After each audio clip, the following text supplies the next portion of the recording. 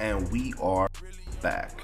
That's right, back again. It's another episode of the Hoop Plug.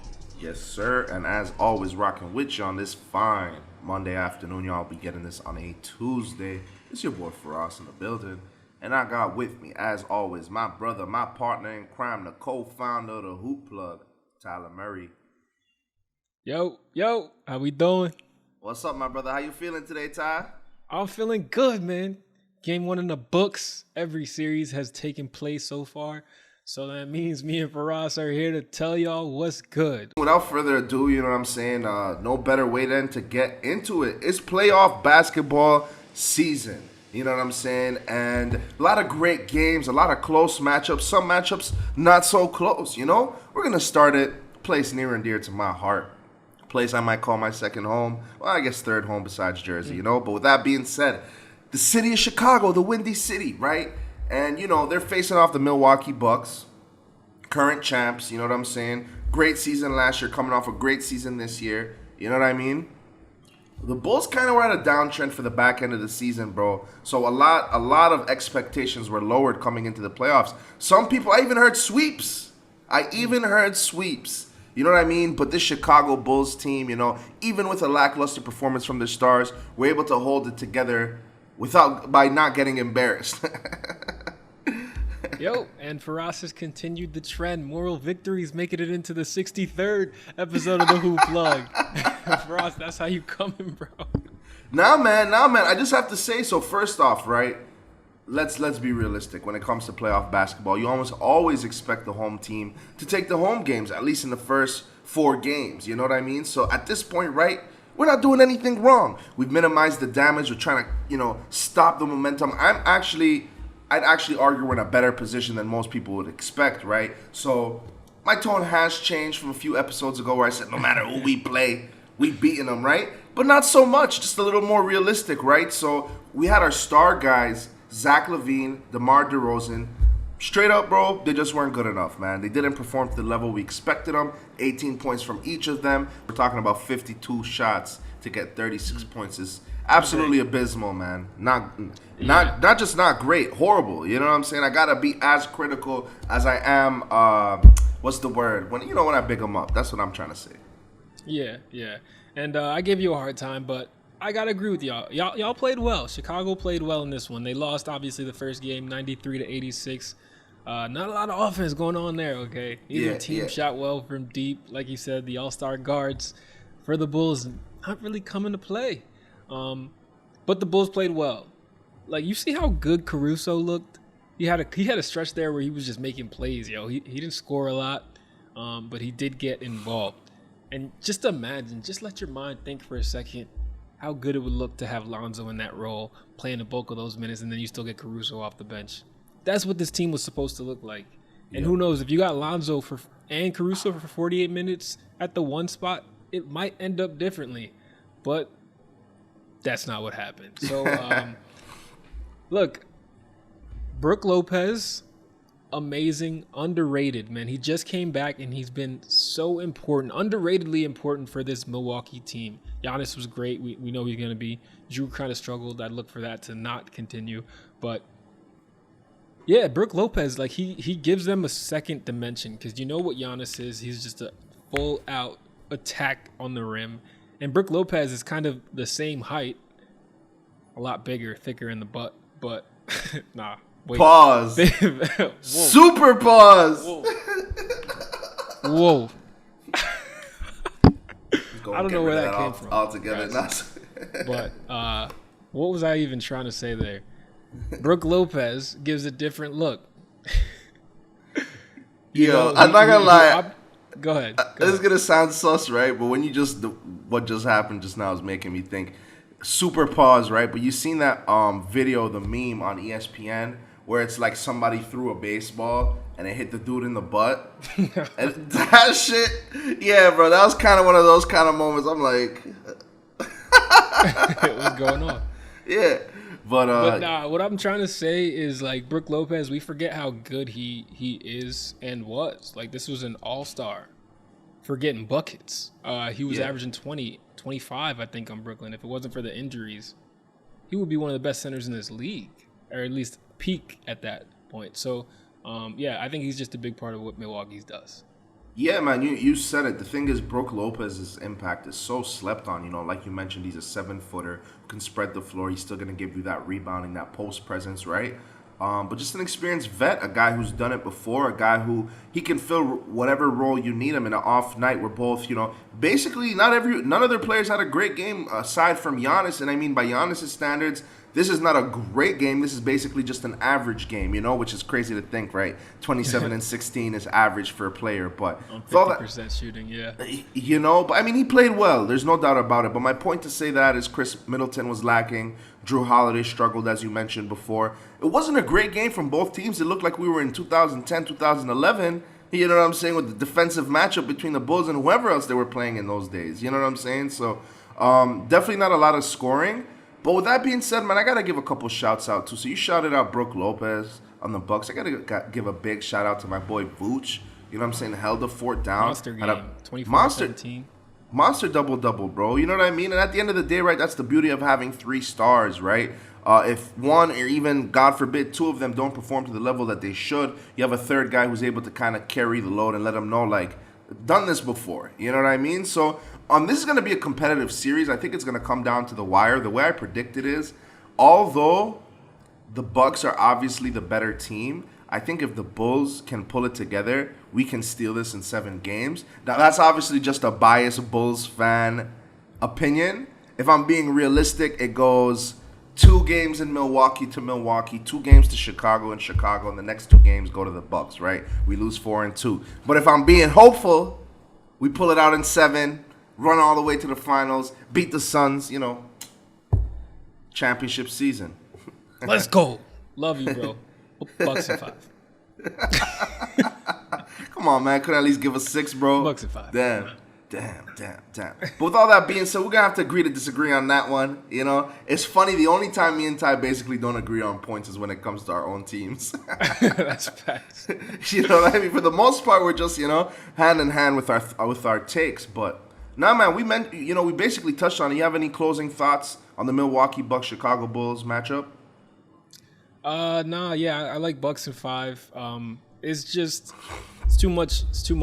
I think they're the better defensive team and offensive team in the Bucks. I don't see you guys, especially without Lonzo, getting past them. Yeah, realistically, this is not the Chicago Bulls' marquee year to win the championship, but we've got some time. Moving on to the 1-8 matchup in the Eastern Conference, and this is one that I honestly expected to be a very, very exciting one. We know Trae Young. You know what I'm saying? We know the Heat. You have a very, very well-coached team versus a young phenom, or what we've come to expect, right? We're used to seeing him bye-bye to the buildings, shushing the crowd, shushing the haters. You know what I'm saying? None of that going on. I know you were happy. You know what I'm saying? Ty, you want to break it down for us, Miami versus Atlanta? Yeah, well, a couple thoughts before I get into that. I don't hate Trae Young like New York hates Trae Young. I think it's just more sport to chant F Trae Young at this point. Competitive rivalry. At Yankee Stadium. Yeah, competitive rivalry. And Trae likes it. As much as he says he doesn't, he likes it.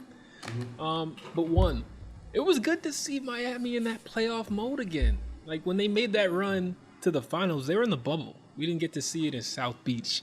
But it was the iconic scene, FTX Arena, those iconic red chairs with the playoff white. I don't know what tradition that happened or why white it started, but they always, the white hot jerseys, and they always wear all white. But like just seeing that, it just boom, flashback. I'm 13 again. LeBron just joined the Miami Heat with Bosh and Wade, and it's like, it just brought me back. So that was cool to see. You're right. I don't know what it is. I don't know if it's about the colors of the arena. I don't know how they have the lighting, but it just like you mentioned it, bro. When playoff time comes around, and honestly, bros, even before the LeBron days, like I'd argue during Dwayne Wade's run with Shaq, it was the same thing. I think Miami is like a court like LA, and I think the Garden is like it as well, where those are the only 3 courts where the light is actually only on center court, and it's kind of dim towards the crowd and the fans. It's mostly noticeable in Staples Center. Miami, maybe not as much, but that could be an effect, the lighting where, you mentioned it, bro, you got all the white shirts lining up all the chairs, you see the fans coming in, throwing on the tees. And we're in middle school during that. Like, that's formative years for us, you know what I'm saying? So that's an imprint on our brains. Coming back as an adult real quick, bro, I'm thinking logistically, how the fuck did they get everybody's sizes right? You know what I'm saying? Yeah, I think it's just that everyone getting a double XL. That's what you're doing. You could be 5'2" or 6'3". You getting the same shirt.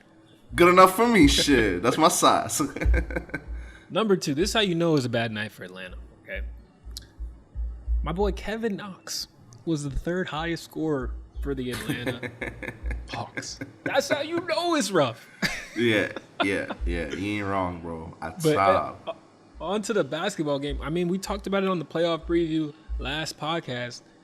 Miami matches up well with teams that only have one star. They can focus and take out one player better than any other team in the association, and that's what they did, man. Trey only 1 for 12. 1 for 12? He hasn't played that bad since his rookie year. 0 for 7 from three-point land. We've almost never seen Trae Young not make a three-pointer. You know? Now you mentioned it. The Heat, they absolutely decimated Trae Young. They decimated his confidence. This young run-and-gun Hawks team was able to do everything other than that. And when I say that, I mean they were able to turn the ball over, miss shots, not score. I mean, this Miami team locked them down. And if you look at the stat line, the only person who really jumps at you, it's not even Jimmy Butler, it's Duncan Robinson with those 27 points, right? You look at the rest of it, it's like this was a defensive team effort, which is something that we've come to expect from this Miami Heat roster. I don't think there's many other teams, especially come playoff time. You got 1, 2, basically 1 through 15 is seeing game time. And it's not like it's a 30-point blowout. They only won by 16 or 14 points, you know? So yeah, there was a stretch where it was a little out of hand, but yeah. For sure. But you know what I'm trying to say. And I think that it speaks to the level of how well coached, how much of a well-oiled machine this Miami Heat team is, man. You know? Big facts. Yep. Because, again, no one person jumps out at you. You think Kyle Lowry, Jimmy Butler, those kind of cats would dominate the game. Bam Adebayo. But if you look at their stats, Jimmy 21, 4, and 6, who had probably the best game out of everybody. PJ Tucker, who we expect to never score the ball, got 16. But Bam Adebayo, 6 points, 5 assists, 6 rebounds in 28 minutes. You know, again, they were blowing them out at one point in the game. So, you know, they got the starters out of there. But Kyle Lowry, 10 points, 9 assists are nice. But you get what I'm trying to say, man. You know what I mean? Yeah. And honestly, I think Miami runs away with this. I do. I don't see. I think Trey's gonna play better, obviously, but they're not gonna beat the Heat 4 times. It's just not gonna happen. So I see this ended in 5-2. Okay. This is the only thing that I'll say, right? Although I'm in agreement with you, I can even see the Heat, if they keep it up, like if they stay on their game and they keep locking Trey down, they'll sweep them. You know what I mean? They'll sweep them. There's no problem in that. But at the same time, you got to understand, right? Let's talk about a year ago, and I don't mean to bring up the Knicks, you know, but the Knicks were in a similar position. Not as similar, right? We didn't have the 1 versus 8 matchup. We had the 4 versus 5? Yeah. Believe that's what it was. But the Knicks were the better team, honestly. Everyone thought that was the more mature team. I thought the Knicks were going to run away with it. You guys won game 1, correct? No. Oh, never mind. That's the difference in this series. Whoever wins game 1 wins. Yeah, I think we picked up a game after going down 3-0. Oh, wow. Okay, got it. All right, never mind. We don't even need to bring that up. Okay, we don't even need to continue on that. Yeah. Sorry about that, brother. I didn't mean to make you relive that. But with all that being said, we mentioned Duncan Robinson, we mentioned Kyle Lowry, we mentioned Trae Young's dismal performance. Let's see what happens, man. I see a sweep coming. Okay. I like it. So, on to the next one. This was a thriller, man. And I'm sorry for you Nets fans, but we already know what happened. Jason Tatum, layup at the buzzer, spoiling Brooklyn's second half comeback. And that's all she wrote. Celtics up 1-0 on Brooklyn. Firas, what'd you think? What'd you make of the Brooklyn versus Nets game 1? I think that if these two teams kind of keep the same roster for years to come, we're going to have one of the craziest playoff battles, like probably playoff rivalries in history. We're talking about, similar to the Knicks Bulls, the Knicks Pacers Bulls, like talking about those kind of rivalries. Then, you know what I'm saying? Where you're seeing them every single year. You know what I'm saying? So, yeah, man, it was a crazy game. I think big shouts out to the Celtics young duo for being able to hold it down. Sure, the Nets almost came all the way back. Like you mentioned, the late game layup from Jason Tatum was what sealed the win. But this is not what we've come used to seeing from Jason Tatum and Jaylen Brown in the playoffs. We've used to seeing them perform at a high level throughout the regular season and kind of fold come playoff time, right? It's the exact opposite of that. These guys are in their fourth, fifth, maybe sixth year. I don't want to add too much time onto their careers, but I want to say fourth, fifth year. They're finally they've got that playoff experience. They've got that regular season experience. They've got the personal accolades, and I think they really understand their place in the league, and it showed. Now, that doesn't come with a valiant effort from Kyrie Irving, right? Kyrie Irving, you know what I'm saying? Getting rid of that home. I mean, again, they weren't at home, but basically allowing the brother to play was the best thing you could have done to the NBA. My man dropped 39 points in a tough loss, 23 points in support from Kevin Durant. Man, it was, like you mentioned, it was a nail-biter. Came down to the wire. Yeah, and what a team win for Boston. I mean, they had 4 players score 20 or more. That's the epitome of team basketball, and it was shown on not one more play more apparent than the final possession that they win. It's like a pass, kick, and then you find Jason Tatum under the basket for a layup to finish at the buzzer. Like, you can't write it up better than that. Couple thoughts. I saw Gary tweet this out. Shouts out, Gary. You can't close out on Marcus Smart like that. Like, that's not Steph Curry. There's no reason Claxton and Bruce Brown should be jumping 5 feet in the air trying to close out on him that hard. Like, they just left the rest of the defense in a bad place. Congratulations, Brooklyn. You embarrassed yourselves. KD. You played yourself. I don't know if he's taking the LeBron approach where he's completely unaggressive until you get down 2-0 in a series, but I don't understand why he only had 23 points and seemed okay with it. Like, you got outplayed. You just got outplayed. Yeah, it confused me. I looked at the numbers. I'm like, Kyrie did what he had to do. There's no James Harden anymore, KD. What are you doing? 23 points. And again, 23 points from 300 other players in the league is very, very much acceptable for playoffs. But you're Kevin Durant, man. Yeah. You're supposed to be one of the greatest scorers of all time. You're the Slim Reaper. You know what I mean? You got to show up in these games. You're honestly the leader. And Kyrie's pulling on. He's showing us Ramadan Kyrie is something scary. 39 on 0 calories, bro. Like, come on. Salam alaikum, my brother. You representing. Yeah. So I'm watching this game, and I'm thinking to myself, Ben Simmons is supposed to come back game 4, game 5, reportedly. A Ben Simmons after a full year off and back spasm, how does he help this team? I don't think he's helping in this series. I'm not saying down the line he won't be a great asset. We know the defense, the playmaking. But in this series, playing 8-9 minutes a game, I don't think he's going to be a factor. To be honest with you, man, Ben Simmons kind of needs to get in from the beginning to be able to kind of make his difference. He's not a high-volume scorer. He's not a high-volume shooter. What is he going to assist the game to a difference maker? Which very much is possible, I think it is possible. And his defense is really going to be a game changer, That's going to be something that they can rely on. Who's he going to guard? That's a good question. That's a good question. I think he locks down Jason Tatum. Not locks him down, but that's who he guards. It's probably Jason Tatum. And I think a fully healthy 50 games under his belt, Ben Simmons can do a good job. But Ben Simmons coming off of back spasms, a year off, is he going to have the foot speed to keep up with a Jason Tatum that's feeling as confident as ever? A Jason Tatum that's going to finish top 5 in the MVP voting? That guy? I don't know. It's hard for me to see that. I hear you, and this is the thing, right? The Nets have good problems. You know what I'm saying? You have a guy in Ben Simmons who's a multiple-time All-Star guy who can be a difference maker. Again, he's coming off a poor season prior to not playing, and the last time we saw him play was in the playoffs, and that's basically what set the stage for where we are today. Was those playoffs and his lack of performance in those playoffs. But the expectations are less now, right? He can do what Ben Simmons loves to do. He can manage the team. When I say manage the team, he's basically the one controlling the floor. You have him running out, managing the ball. Kyrie and KD, again, it's not just spot-up shooters. I'm not saying that. But now they're going to get easier shots in the rhythm of the offense without being doubled the entire time. It's hard to double people when you're running plays as opposed to just isolation. So I think he can make a difference. It just really depends on if Ben Simmons has one thing. And that one thing right here is heart. You know what I mean? Because we've known him to not have any of it. So we'll see. Yeah, and it's gonna be interesting. Regardless, I want to see it. So, Ben, wishing a speedy recovery.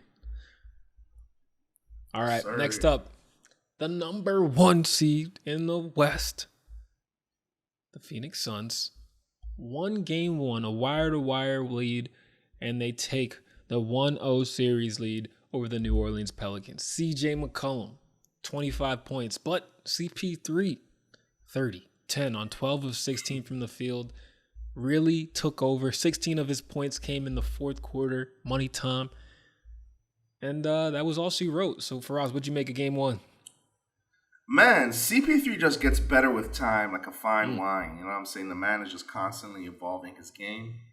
Like at this point in his career, right, he's basically doing LeBron kind of things. You know what I'm saying? He's basically keeping up the numbers that he's kept up for a majority of his career. Not as much now as before, like in New Orleans, but like he has the numbers and he's winning basketball games, right? I think Chris Paul has found the perfect role for himself. But this Suns team, man, for them is just taking care of business. You know, this Pelicans team, they snuck in through the play-in, you know, eighth seed, right? Young team, I think that it's great that they ended in the play-in based off where they were before the CJ McCollum trade. Gives them a lot of stuff to look forward to for when Zion comes back next season. But, man, like, it's just the Suns taking care of business. No surprises here. Just took care of them, no frills. And you would think, right? You look at this box score. Jonas had another monster game. Looked kind of like Vooch. 17 boards. Like, that's beast stuff. Those are beastly numbers. But that also resulted in the Pelicans having 25 offensive rebounds. 25 offensive rebounds. That's 25 extra possessions. And they still couldn't score 100 points. They still couldn't score 100 points with all that. That's how you know the Suns were locking up, man. Jeez. And Brandon Ingram, CJ McCollum, you're going to have to be more efficient. Like, you're going to need to get deep in that Duffy and pull out 30 plus or the brooms are coming out. Yeah, and we're talking 30 on like 50% shooting. We're not talking 30 on 30% shooting. Now, y'all got to actually keep the team in the game, like, you know? So, yeah, man, you said it. But I don't think there's too much more that needs to be said about that series. I think we both kind of figure it ended 4 games for the most part. The Pelicans and that's just maybe if, you know, all things go wrong for the Suns, will the Pelicans steal a game, you know? But yeah, moving on. One of the more exciting matchups in the Western Conference, right? We got the Golden State Warriors and the Mile High City Denver Nuggets, you know? Warriors win a big game 123-107. Ty, you want to get into it for us? Yeah, and I heard this announcer say it during the game. I got to say it too. Splash Brothers bought a pool to the gym, baby. Splash Brothers bought a pool to the gym. Okay, Jordan Poole, 30-piece. Let's go, okay? Hey! I thought that was hilarious. No, that's actually dummy hard. So what, Steph came off the bench then? Yeah, Steph off the bench.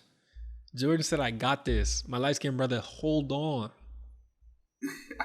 Jordan Poole said 30 for 30 points in 30 minutes. You know what I'm saying? Nah, man, honestly, shouts out to that young man. Jordan Poole has been hooping. He's been balling out of his damn mind. You know what I'm saying? All he needed was 3 seasons without Clay to get to where he's at. You know what I'm saying? So nah, man, shouts out to the Warriors. Shouts out to the Denver Nuggets. Honestly, the Golden State Warriors, we expected them to pull this one out. We knew it was going to be competitive, especially given the season that Jokic just had. But, yeah, man, just because they win game 1 doesn't mean it's going to be, the rest of the same going on for the rest of the series. Yeah, and you love to see someone, some team, some collection of people reinvent themselves. Like, you look at Jay-Z, what he's been able to do to stay relevant from Hard Knock Life to like the stuff he's putting out now, collabing with some of the young people, like is reinventing yourself, changing the way you get to the same end result. And that's greatness. And that's what the Golden State Warriors are in the midst of doing. We got a full exclusive on our YouTube talking about it.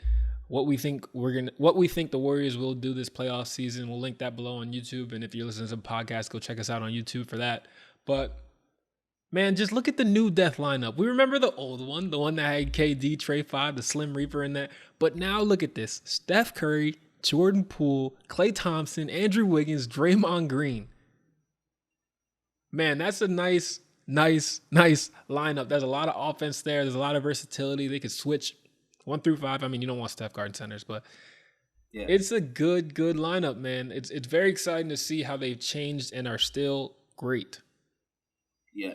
Yeah, you said it, man. And again, that's shades of the small ball. Again, KD used to make it look a little bit more, a little less small, right? Because given that he's 7 foot. But no, I mean, I think that this Warriors team is poised to make a deep run into the playoffs. You mentioned the depth lineup is as scary as ever. And to be quite frank, right, it doesn't even matter on the defensive end when you can outscore 3-2 every single time on the other end of the floor, right?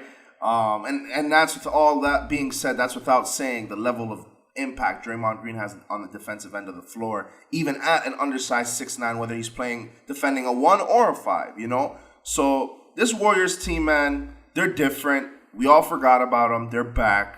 That's all we need to say, man. Let's just watch magic happen. Yeah, and I want to give a quick shout to Draymond because this is the Draymond they're going to need. Like we mentioned, that's a lot of offense, but for it to work, you got to play some defense. And Dre's providing that right now. 12, 6, and 9 with 3 blocks. He was a team high plus 21 in the plus minus. So he's playing well. And on the other side, Denver, like Jokic was good. He probably will be the MVP this year. But if you look past him, the number 2 option for Denver right now is Will Barton. You ain't making out the first round like that. Now that's facts. Yeah, man. And, you know, again, to be in the league, you got to be a skilled player, all that good stuff. But let's be honest, it's playoff basketball, baby. You need your guys there. You need your Jamal Murrays and your Aaron Gordons. And you know what I'm saying? Like, you need those guys. So, yeah. Aaron Gordon's playing like a bum, by the way. But yeah. You ain't getting the best player from the Magic to go win a playoff series. That's not happening either. Yeah, no, but I mean, you know what I mean. He can make an impact in the game. He's capable, and he's going to need to. It's going to take like a 40-point trip dub. Jokic, you're going to have to go beast mode if you guys want to pull a game out. Ain't that frustrating, man? For real, man. Ain't that frustrating? You can't do 25.6 assists, 10 rebounds, and get a win. It's tough. Real tough. It's tough. Real tough. All right. Arguably one of the more exciting series in the entire NBA playoffs. One that I was excited to watch. We had a team that we know what they can do versus a team who were surprised to be where they're at today. The Philadelphia 76ers versus the Toronto Raptors. Ty, give me your thoughts on that, man. It was a big game. Yeah, and Philly pulled out the first one, right? 131-111. Huge. Whole lot of points. Huge. A funny thing to me is before this series, Joel was talking to reporters, probably the Philadelphia beat writers, and they were asking him about how Toronto plays. Like, we kind of know Toronto for defense. That's always been their staple. It's a Nick Nurse team. That's what we look to. And Joel said that the Raptors actually just play recklessly. They get a lot of credit for their defense, but they just do reckless triple teams and double teams, and he knows how to prepare for them. And it looks like he was right. Because Joel didn't really try to force it that much. He willingly threw the ball, kicked it to the corner when a second man came. And it's because he knew he had some ballers with him. Facts. Tyrese Maxey, Toby Harris. Having the night of their life.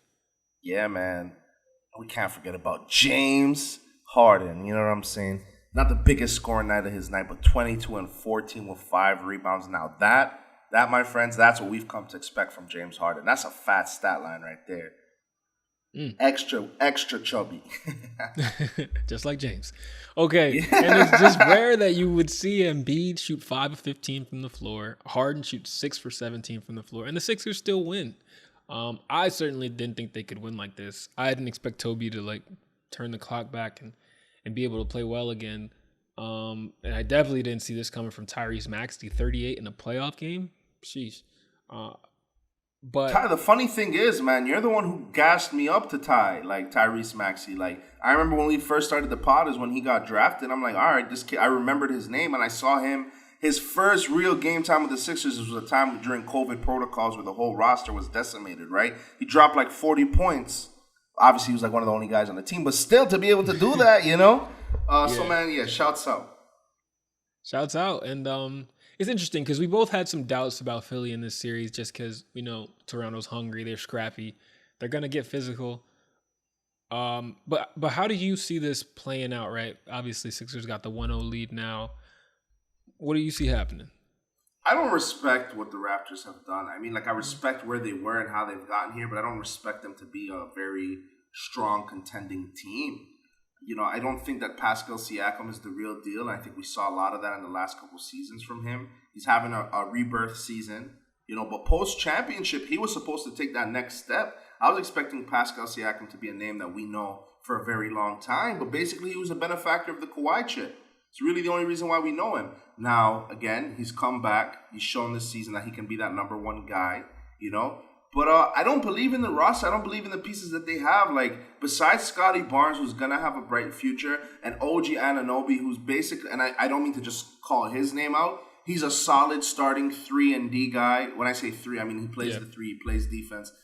That's what you're going to get from him. But I don't think Fred VanVleet is built for the long haul. I don't think Pascal Siakam is built for the long haul. I think they're going to have good seasons here and there. I think they might have above average moments, above average seasons, but I don't think they're all-stars for the long run, man. And let's hope that they prove me wrong. But this Sixers team has championship aspirations. This Raptors team is happy to just be here, Yeah, I think you did a really good job of outlining that. And I think a lot of what you were saying about the Raptors is true, and that's why there's been so much speculation about Nick Nurse possibly leaving at the end of this season, is because, like, they just gave a bag to Fred VanVleet. Like, they're going to give a bag, if they're not already, to Pascal. And Scotty is still a while away from being a true star in this league, so it's like the timeline doesn't really fit. So I don't know. I wouldn't be surprised if I see Nick Nurse chasing another destination after this season because of the reasons you said. And when it comes back to the series, Sixers, like you said it, they're the top dog. It's their series to lose, and I don't see that happening barring a major, major collapse. So I got the Sixers in 6. Yeah, I actually have the Sixers in 5, but shouts out to the Raptors regardless for proving everyone wrong and getting here in the first place. Facts. Yep. Now, one of the more arguably one of the more, I'd say maybe most exciting game of the night, right? The T-Wolves Memphis Grizzlies matchup, man. Wow. Talk about entertainment, man. Am I right?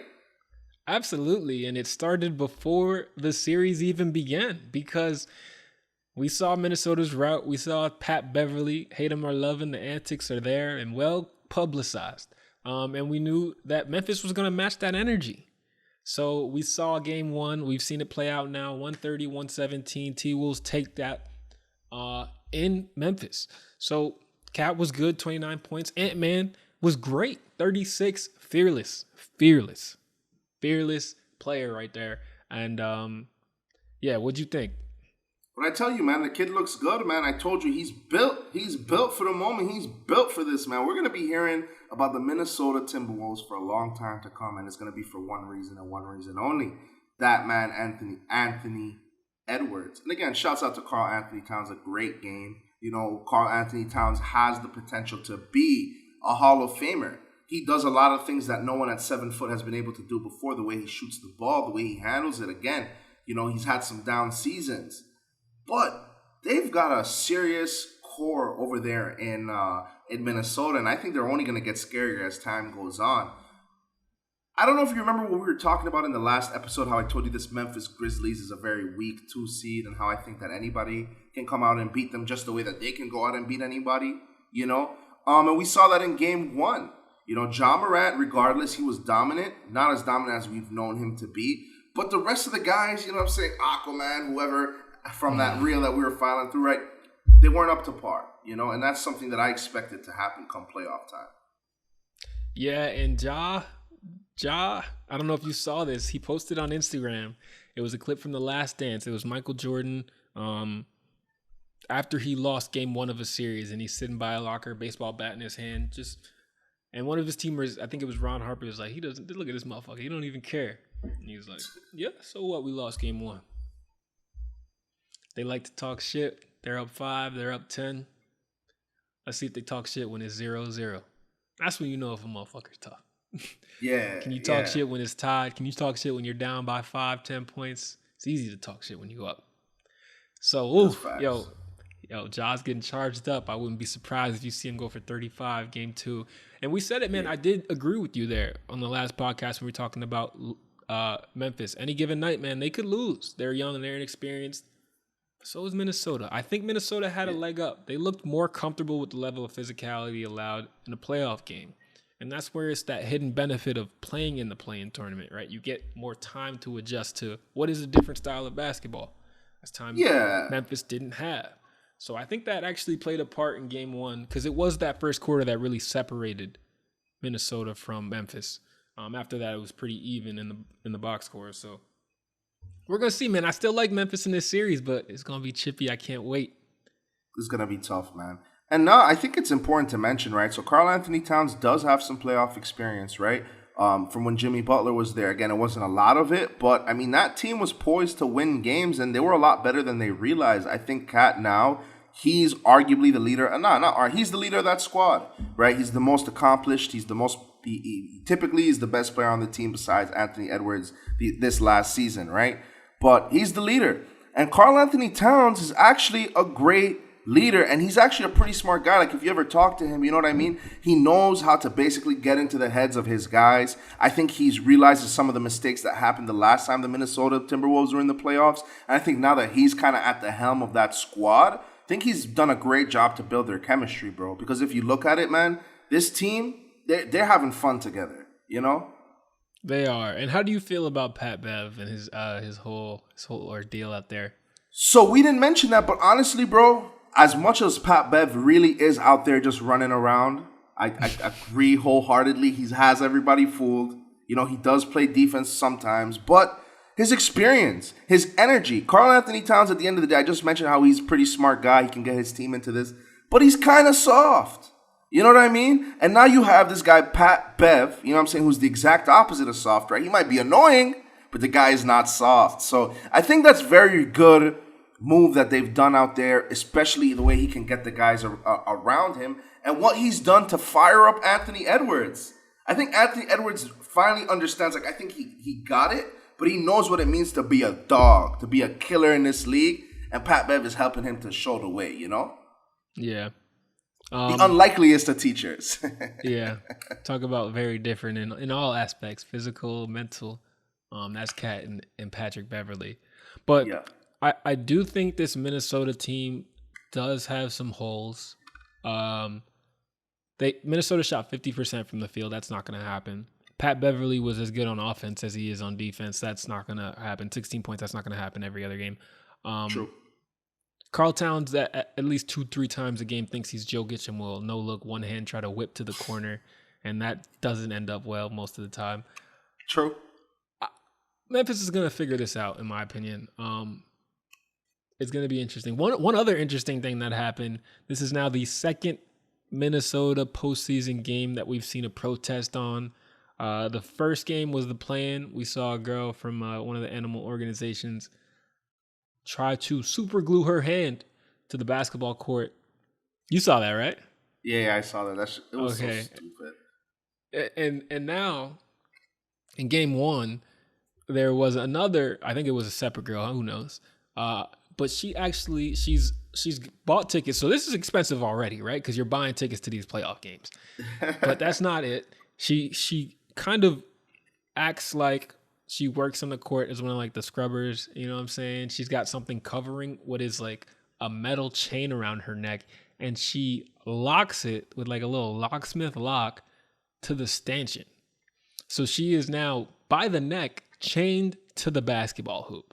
Right, and no one really notices because she has something like a scarf covering it, and she pulls it off. And I was like, "Whoa, why is this lady chained to the basketball hoop?" It's crazy, man. I can't say what I really want to say. I actually read into this story because I was like, "What is going on?" So I don't know if you heard, but I'll break it down for our listeners. So the owner of the Minnesota Timberwolves, I think it's Glenn Davis or something. Glenn something. Glenn Davis is big baby, not him, but Glenn something. He owns an egg farm, and obviously eggs, you got chickens. There is some sort of big bird flu that's killing all the birds, getting a bunch of people sick. So how they fix it is they pretty much just kill off all the chickens, right? You kill off all the chickens so you don't get people sick, right? You could say, hey, why don't you just let them go in the wild? But you're still taking a risk because what happens if you let those chickens go? Someone's like, hey, I can make a lick. Let me just sell these chickens. And then you're back to square one. Okay, now you're still getting people sick. So these animal activists, whatever you want to call them, took it into their own hands. They decided to protest, and this is their best way. How? Some super glue and a nice chain. So I don't know. I don't know. Hey, I guess it's working, right? Like we're talking about it, so it's working to at least a little degree. We are talking about it. And I know every single time the playoffs start, or I guess every single time a playoff game starts, I know the owner's in his office like, Lord knows what they're going to do this time. See what they got for me, you know? Facts. Something about white women in chains, huh? Honestly, that's what I wanted to say the whole time. I couldn't help it. Oh, let it rock, bro. Let it fly. F it. That's why we're the CEOs. Facts. We ain't getting no one firing us. That's for sure. That is for sure. No, man, I'm with you though. Real quick though, just to kind of wrap up my thoughts on Memphis. I shouted out the T-Wolves and I basically talked only about them.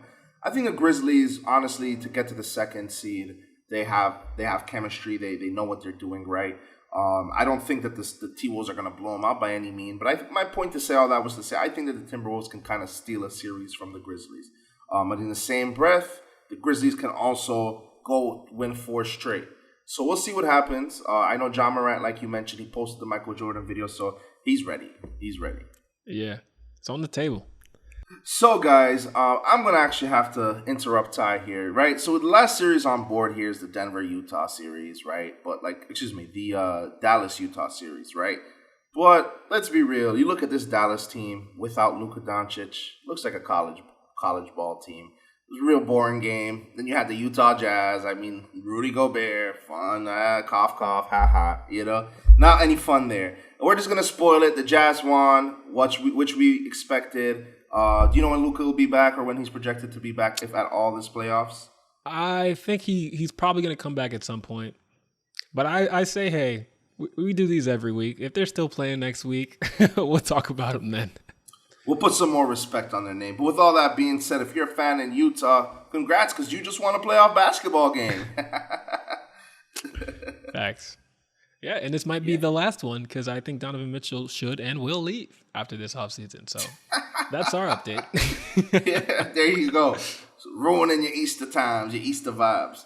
But yeah, man, with that being said, that basically wraps up this action-packed playoff episode, playoff especial for the Hoop Plug. You know what I mean? Ty mentioned earlier, it's episode number 63 in the books. I just want to give a special shout-out to the fans, man. Y'all got us all the way here. 4 years in the making. Well, 3 years and change, but 4 years in the making. You know what I'm saying? So, shouts out to y'all. Don't forget to follow us on all our social medias. Ty has been killing it. Absolutely smashing it, may I say, in the video aspect. YouTube, Instagram, Reels, wherever you go. TikTok, man. So, you already know. Ty, any closing thoughts, bro? Nah, yeah, just remember to tell a friend to tell a friend. Check out the podcast, check out the YouTube, TikTok, all that. Firas. I don't know where we put that flavor. Put some flavor in your ear. Peace.